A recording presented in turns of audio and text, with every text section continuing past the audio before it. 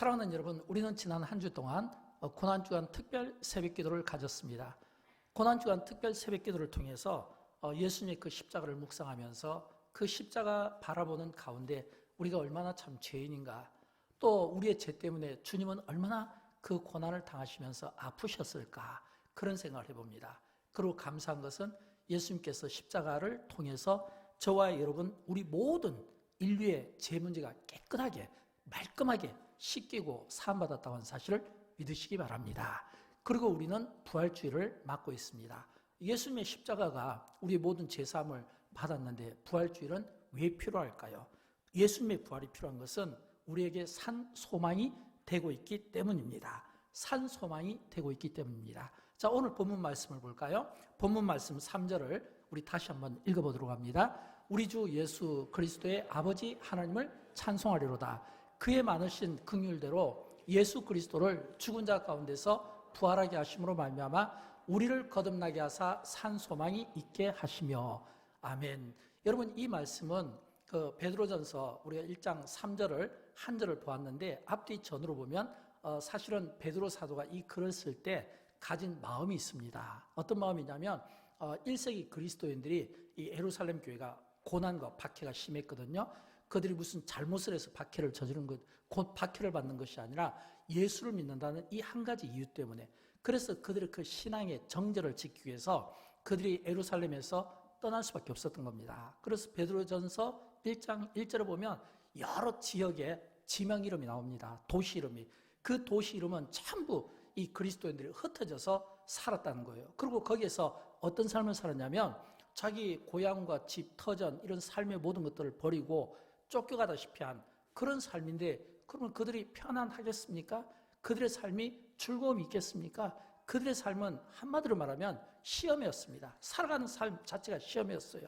그래서 성경에 보면 여러 시험을 당하였더라. 또 근심이었어요. 근심이 많았더라. 또 어떤 분들은 불같은 시험을 당했더라. 이런 표현을 쓴 거예요. 그럼 여러분, 불같은 시험, 근심, 여러 시험, 그 가운데 있는 그 흩어진 그 유대인들을 오늘 본문의 저자인 본문의 저자인 사도 베드로가 찾아다닌 겁니다. 흩어진 유대인들을 찾아다닌 목적은 뭐냐면 부활 소식을 전하고 싶었어요. 어떤 소식이요? 예수님이 부활하셨습니다. 예수님이 부활하셔서 우리를 거듭나게 하사 우리에게 산 소망이 있게 하셨습니다. 주님이 부활하셨습니다.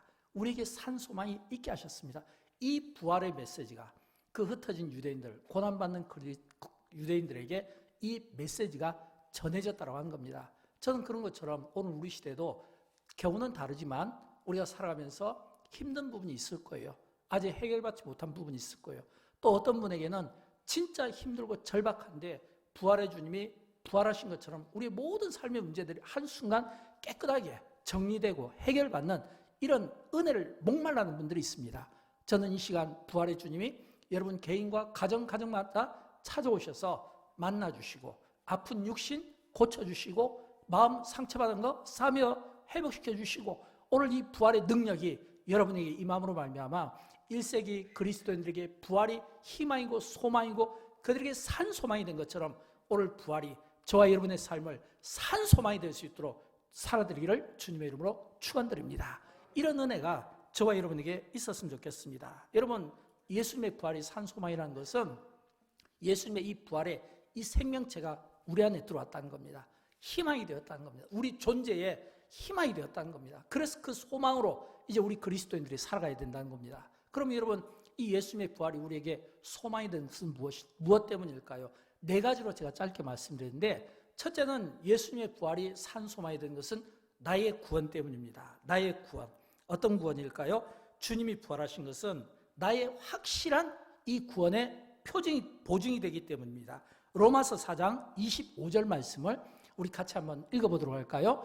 예수는 우리가 범죄한 것 때문에 내줌이 되고 또한 우리를 의롭다 하시기 위하여 살아나셨느니라. 아멘. 이렇거든요. 예수님이 오늘 우리에게 이 구원의 보증이 되어주시는 것은 뭐냐면 우리가 범죄한 것 때문에 내줌이 되고 또 우리를 의롭다 하시기 위하여 살아났느니라. 여러분, 이것은 어떤 의미일까요? 이 의미는 지금 이 바울이 이 말씀을 할 때 그는 이런 심정이었을 겁니다. 여러분, 우리는 많은 경우 성경에 보면 예수님의 십자가 사건에 대한 기록들이 많이 있잖아요. 또 예수님이 부활하신 사건들의 기록이 있잖아요. 성경과 역사가 예수님의 부활을 증명하고 있습니다.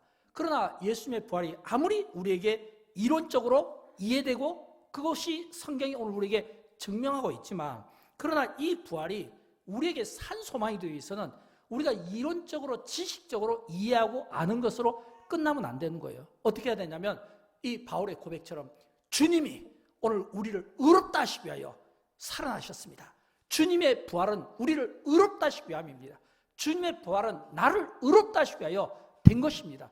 이런 이 바울의 고백이 오늘 이 본문 속에 있다고 하는 겁니다. 저는 그런 의미에서 우리 그리스도인들이 그리스도인다워지려면 우리가 부활을 지식적으로 이해하는 것으로 끝나는 것이 아니라 부활의 권능, 부활의 능력이 오늘 나의 구원과 나의 삶과 그리고 나의 모든 이 삶의 영역에서 저는 그 능력이 역사되었으면 좋겠어요. 오늘 나의 이 힘, 이 근원이 어디에 있었냐면 이 부활의 힘에서부터 온다고 하는 이런 이 고백들이 저와 여러분에게 있게 되기를 주님의 이름으로 축원드립니다. 그러려면 여러분 이 구원은 뭐냐면 나의 구원은 예수님이 나를 위하여 십자가에 못 박혀 죽으신 것으로 그것으로 끝나면 안 되죠. 예수님의 부활이 곧 또 나를 구원시키기 위함이었다라는 것을 고백할 수 있어야죠. 우리가 구원을 이야기할 때 십자가의 죽으심을 많이 이야기하는데 우리가 구원을 이야기할 때 십자가의 죽으심과 함께 부활까지 이야기할 수 있어야 되겠다라고 하는 겁니다. 예수님의 부활이 바로 나의 구원인 것을 믿으시고 우리가 그 은혜를 함께 말할 수 있어야 되겠습니다. 그 다음에 두 번째는 예수님의 부활이 우리에게 소망이 되는 것은 나와 함께 하시기 때문입니다. 여러분 예수님께서 십자가에서 죽어주신 것은 바울의 고백처럼 내 죄 때문에 죽어주신 겁니다. 예수님의 십자가의 죽음은 곧 나의 죽음입니다. 주님이 죽어주심으로 내가 죄와 함께 죽었고 또 주님이 다시 사신 것은 의 때문입니다. 이 말은 뭐냐면 주님이 다시 사신 것은 오늘 우리를 의롭다 하시기 위하여 다시 사셨다라고 하는 겁니다. 그렇다면 여러분 오늘 우리 그리스도인들이 이 부활이 우리에게 산 소망이 되기 위해서는 항상 우리가 이 부활의 주님과 함께하고 있다는 것을 우리의 평범한 일상에서 느낄 수 있어야 되는 거예요. 여러분 우리의 평범한 일상에서 주님이 부활하셨습니다. 부활하신 주님이 부활의 주님이 나와 함께 하십니다. 부활의 주님이 오늘 내 속에 있으므로 그 안에서 존재의 능력이 되고 있습니다 라고 여러분 우리가 고백하며 살아가는 사람이 얼마나 있을까요? 그러나 부활의 주님이 우리와 함께하고 있다는 것을 저는 우리가 믿을 수 있으면 좋겠어요. 부활의 주님이 나와 함께하고 있다. 이 말은 우리가 지금 예배드리고 우리가 지금 하나님의 말씀을 듣는 이 하나님의 말씀이 죽은 지도자의 가르침이나 죽은 지도자의 메시지가 아니라 부활하셔서 살아계신 주님, 지금 이 자리에 살아계신 주님, 이 자리에서 임재하시며 살아계신 주님이 살아계신 말씀으로 증거하는 것을 아멘으로 받을 수 있기를 주님의 이름으로 축원드립니다. 우리는 죽은 사람의 이야기를 듣고 교훈을 듣는 것이 아니라 살아계신 주님의 이야기를 듣고 교훈을 듣고 그리고 살아계신 주님은 오늘 우리와 어떤 삶을 누리기를 원하냐면 풍성한 교제를 나누기를 원하는 거예요. 우리와 풍성한 교제를, 여러분 예수님의 그 공생애를 보면 삭개오의 집에 가셔서 풍성한 교제를 나눴잖아요. 가나의 혼인잔치도 있잖아요. 다니신 곳곳마다 항상 사람들이 몰려다닌 거예요. 이 말은 주님이 홀로 외롭게 이렇게 살아가신 것이 아니라 항상 사람들을 찾아다니고 만나시고 그들의 필요를 채워주셨던 분이신 것. 이건 뭐냐면 풍성한 교제라는 거예요. 그래서 요한계시록 3장에 보면 그 주님의 마음이 그대로 배어 있잖아요. 우리 같이 읽어보도록 할까요? 볼지어다 내가 문 밖에 서서 두드리노니 누구든지 내 음성을 듣고 문을 열면 내가 그에게로 들어가 그와 더불어 먹고 그는 나와 더불어 먹으리라. 아멘. 여러분 부활의 주님은 우리와 이런 관계를 맺고 싶어하는 겁니다. 우리는 요한계시록 3장 20절 딱 하면 우리가 전도 집회 때 또는 우리가 믿지 않는 분들에게 또는 구원을 필요로 하는 분들에게 우리가 이 말씀을 막 이렇게 증가하잖아요. 막 안타까운 마음으로. 그러나 사실은 이 말씀은 우리의 평범한 모든 일상의 삶 가운데 주님이 우리와 함께하고 싶은 겁니다. 주님이 우리와 풍성한 교제를 나누고 싶은 겁니다. 그러므로 주님을 우리 속에 모시고 영접하고 그 주님과 함께 풍성하게 교제한다는 것. 이 말은 뭐냐면 항상 우리가 주님과 함께 산다는 겁니다. 떨어질 수 없는 관계라는 것을 우리에게 말씀해주고 있다는 겁니다. 그러므로 여러분 주님이 나와 함께 한다는 것은 어떤 의미일까요? 저는 예수님의 이 부활이 우리에게 주시는 은혜가 있는데 제가 시간상 이렇게 그냥 글을 적었어요. 부활의 주님이 우리에게 어떤 은혜를 주시는지 네 가지인데 우리 같이 읽어보도록 할까요? 우리를 죄책감과 수치심의 두려움에서 해방시키신다. 우리를 죽음의 두려움에서 해방시킨다. 우리도 미래에 부활한다는 보증이자 증거이며 장차 부활한 몸을 미리 보게 된 것이다. 우리를 속박하는 다른 권세자들에게 해방시키신다. 중보자로서 대언자로서 우리의 연약함을 돕고 계신다. 아멘. 여러분, 부활의 주님이 우리에게 은혜가 되는 것은, 부활의 주님이 우리에게 주시는 이 말씀이 은혜가 되는 것은 함께 하시기 때문에, 주님이 함께 하니까, 주님이 함께 하니까 내가 어떤 죄책감과 수치심의 모든 두려움에서 주님이 함께 하니까 해방시켜주고, 죽음의 두려움에서 주님이 함께 하시니까 해방시켜주시는 이런 이 은혜가 우리에게 있고, 이런 이 은혜가 부활의 주님과 함께하는 여러분의 삶 가운데 이런 이 은혜가 있기를 주님의 이름으로 축원드립니다. 세 번째는요, 잃어버린 하나님의 임재 회복입니다. 예수님의 부활이 우리에게 산 소망이 되고 있는 것은 잃어버린 하나님의 임재 회복, 잃어버린 하나님의 그 영광의 회복. 여러분, 이 회복이 왜 필요할까요? 부활의 주님이 이 땅에 오신 것은, 주님이 부활하신 것은 우리에게 천국을 주시기 위함입니다. 또 뿐만 아니라 주님이 우리와 함께 하심으로 주님이 하시는 일은 하나님의 그 영광을 우리와 연결시켜주는 역할을 하는 거예요. 하나님의 영광을 우리와 연결시켜주는 거. 어떤 의미일까요? 요한복음 11장 40절을 보면 예수님께서 죽은 나사로의 그 슬픔을 이기지 못해서 우는 누이에게 주님이 말씀하셨잖아요. 예수께서 이르시되 내 말이 내가 믿으면 하나님의 영광을 보리라. 내가 믿으면 하나님의 영광을 보리라. 아마 예수님의 이 말씀에 누이들은 이렇게 생각했을 거예요. 주님의 때가 되면, 당신의 나라가 오면 그대로 믿습니다. 그런데 예수님께서는 이 죽은 나사로의 누이에게 그렇게 말씀하신 것이 아니라, 내가 지금 내 말이 지금 너에게 믿어지면 너가 지금 그 즉시로 하나님의 영광을 보리라, 이런 말씀이잖아요. 즉시로 하나님의 영광을 보리라. 이 말은 하나님의 영광을 주님은 우리와 이렇게 연결을 시켜주고 싶어 한다는 겁니다. 그리스도의 부활은, 예수 그리스도의 부활은 온 세상이 하나님의 영광으로 충만해진 겁니다. 이런 하나님의 영광으로 충만해진 이 영광을 우리가 이 부활주일날 우리가 느끼고 볼 수 있어야 된다는 거예요. 사랑하는 여러분, 저는 우리가 예수님의 이 부활을 지식적으로만 이해하지 않았으면 좋겠어요. 이론적으로만 이해하지 않았으면 좋겠어요. 성경이 증명하고 역사가 증명하니까 성경과 역사가 증명하는 것으로만 이해하지 않았으면 좋겠어요. 여러분, 예수님의 이 부활이 나의 부활이 되고 우리에게 부활이 되고, 예수님의 부활이 우리 모든 인류에게 산 소망이 돼야 되는 것은, 왜냐하면 하나님의 영광이 이 땅 가운데 임재하기 때문에, 이 하나님의 영광이, 이 임재를 우리가 보여주려면 실제로 우리의 모습에서 이 부활의 주님의 그 영광이 드러나야 되지 않겠습니까? 어떻게 하면 우리가 주님의 이 부활의 영광을 드러낼 수 있겠습니까? 어떻게 하면 우리가 이 하나님의 영광을 드러내면서 살 수 있겠습니까? 여러분, 우리가 하나님의 영광을 드러낸다는 것은 우리가 예수님의 삶에서 힌트를 얻을 수 있잖아요. 어떤 힌트요? 조금 전에 죽은 나사로 앞에서 내가 믿으면 하나님의 영광을 보여라. 여러분, 이 말씀은 죽은 자도 살리시는 능력이 예수님에게 있다는 거예요. 또 뿐만 아니라 예수님은 공생의 기간 중에 죄와 사망, 저주 속에 그 속박돼서 구속받는 이 귀신 들린 자들, 또는 죄의 저주의 사슬에 묶인 자들을 예수님은 전부 다 선포해 주시고 고쳐주신 것을 믿으시기 바랍니다. 예수님은 병자들을 찾아가 주셔서 고쳐주시기도 했습니다. 먹을 것이 필요한 사람들에게 오병이어의 칠병이어의 기적사건을 통해서 먹이시기도 했습니다.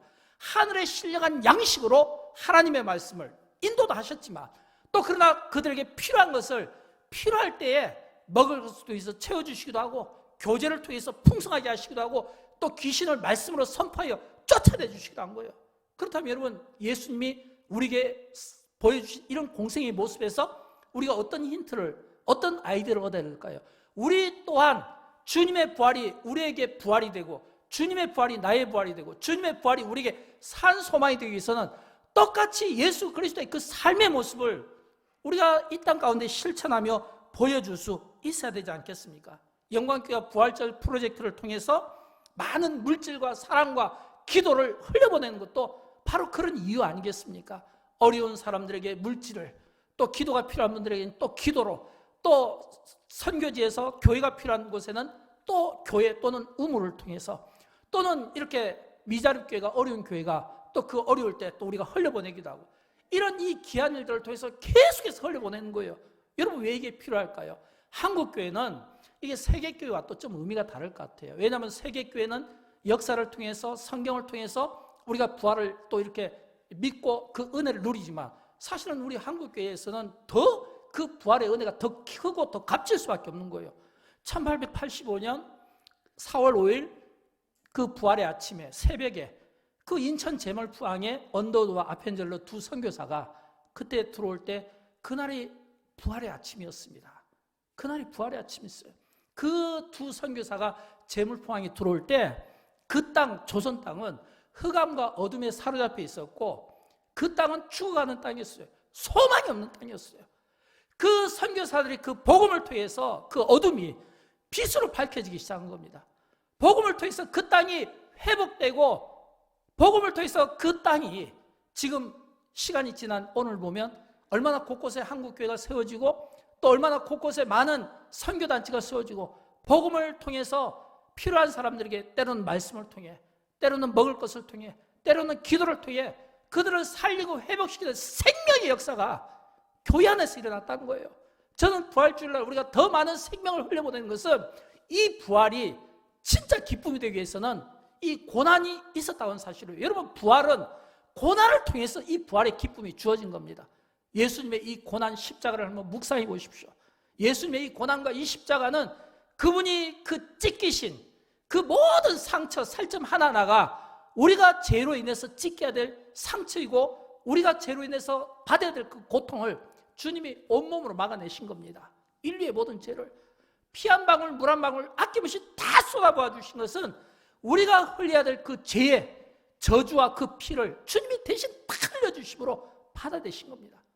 여러분 교회가 이런 선한 일들을 흘려보내지 않고 자기를 높이고 자랑하고 자기 이름이 드러나고 여러분 그런다면 어떻게 되겠어요? 교회가 사람 이름이 드러나고 교회가 자랑하게 되면 이 돌아오는 결과는 다툼과 싸움밖에 없는 거예요. 그래서 교회는 할 수만 있으면 선한 사역들을 많이 감당하고 또 할 수만 있으면 하나님께서 또 영광교를 통해서 또 우리 믿는 우리를 통해서 이런 선한 사역들을 통해서 계속해서 구원이 필요한 자들에게는 복음을 통해서 전도를 통해서 영광교회는 신동아 전도팀도 있고 전도 특공대가 있잖아요.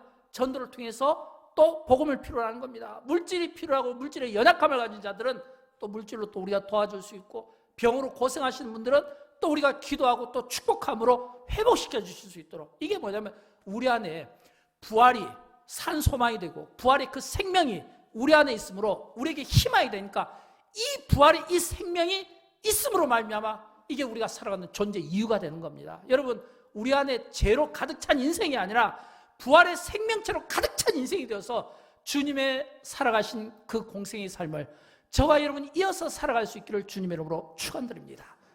마지막으로 네 번째는 나의 부활입니다. 예수님의 부활이 우리에게 산 소망이 되는 것은 나의 구원의 보증이지만 또 예수님의 부활이 우리에게 소망이 되는 것은 예수 그리스도의 부활은 곧 나의 부활이 되는 겁니다. 하나님의 말씀 에베소서 2장 4절부터 6절까지 말씀인데 제가 짧게 요약했는데 같이 읽어보도록 할까요? 하나님이 우리를 함께 일으키사 그리스도 예수 안에서 함께 하늘에 앉히시니 사랑하는 여러분 하나님이 우리를 함께 일으키사 그리스도 예수 안에서 함께 하늘에 앉히시니 하나님이 나를 일으키고 나를 주님의 그 보좌에 함께 앉히는 겁니다. 사랑하는 여러분 우리 인간은 그 육신이 창세기에 보면 재료가 흙으로 되어 있습니다.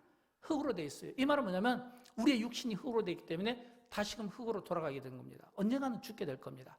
우리가 부활신앙이 있다는 것, 부활을 믿는다는 것은 어떤 의미일까요? 우리가 때가 되면 우리의 육신이 죽게 되겠지만 그러나 하나님께서 예수 그리스도를 일으켜 주신 것처럼 예수 그리스도를 하나님 안에서 함께 그 옆에 앉혀주신 것처럼 주님이 부활하신 것처럼 나중에 그 똑같은 그런 모습으로 우리가 부활하게 될 것이고 또 우리가 하나님 그 영광 가운데 그리스도 안에 우리가 함께 세움을 받을 겁니다. 저는 그런 의미에서 오늘 주와 여러분 우리가 죽음으로 끝나는 것이 아니라 다시금 부활하여 천국에서 함께 살아가게 될 것을 저는 믿습니다. 오늘 예수님의 부활이 나의 부활이고 언젠가 우리가 주님의 나라에서 이 부활을 그 영광을 우리가 함께 누릴 것을 생각하고 우리가 이 땅에서 사는 동안 얼마가 될지 알 수 없지만 하나님 우리에게 건강 주셨다면, 하나님 우리에게 재능과 은사를 주셨다면, 하나님 우리에게 물질을 주셨다면 나의 것으로 나를 위해서 살기보다는 예수 그리스도께서 바울의 고백처럼 나를 버리사 나를 위하여 사신 예수 그리스도의 그 삶을 저와 여러분이 잘 살아들음을 말미암아 주님의 부활이 나의 부활인 것처럼 나의 부활이 또 다른 생명을 살리는데 거룩하게 쓰임받기를 주님의 이름으로 축원드립니다. 이 은혜가 오늘 소망을 잃어버린 모든 시대에, 북녘 땅에, 세계 가운데 오늘 이 부활의 소망이 다시금 살아서 잉태되기를, 그 중요한 역할을 저와 여러분이 감당하기를 주님의 이름으로 축원드립니다. 우리 함께 일어나셔서 함께 찬양할까요? 주 예수 나의 산 소망 3절만 하겠습니다. 1, 2절은 빼고 3절부터 시작하도록 합니다.